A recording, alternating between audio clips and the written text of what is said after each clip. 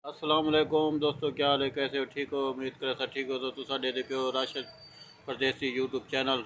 अज अस आए बैठे असी दोस्त को तुसा ही कोई जान दो तो पहले भी इंजा मुहब्बत सी ते वाले दोस्त को हाल भी पूछूँ अज साढ़े बारे क्या दे ऐसे फिर दसे सौ वाला सा अज तारे को किवें आया से।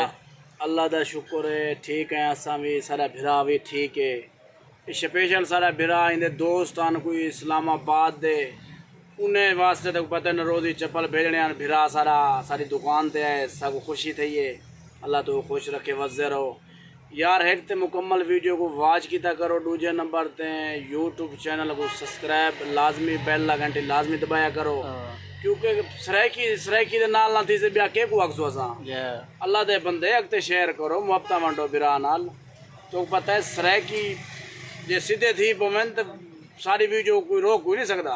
इवें गल है, इवें दा हैं ते गाल इवें बिराओ इन्हां दी दुकान है नरोजी जुत्ती दी ते माशाअल्लाह बेहतरीन ज़बरदस्त नरोजन। अक्सर मैं दोस्तें तो भिजवेना रहना इन्हां कोलों ते बाहर रियायत ते जेड़ा दोस्त रबता करना चाहे वो रबता कर सकते। साढ़े नंबर दिते हुए हैं। हर किस्म दे डिजाइन, हर किस्म दे वैरायटियां जिं जिं आखसो वो जहाँ मिल वैसन।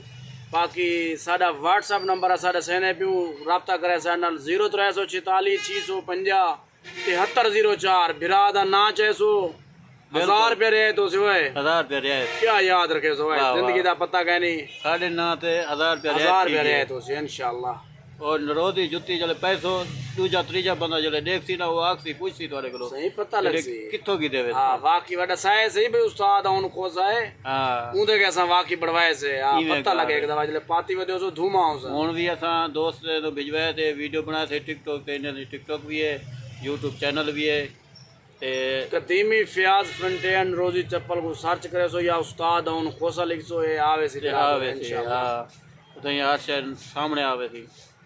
हुन तो मोहब्बत सारी वीडियो पूरा दिख रहा हूं। Bye bye. अल्लाह हाफिज।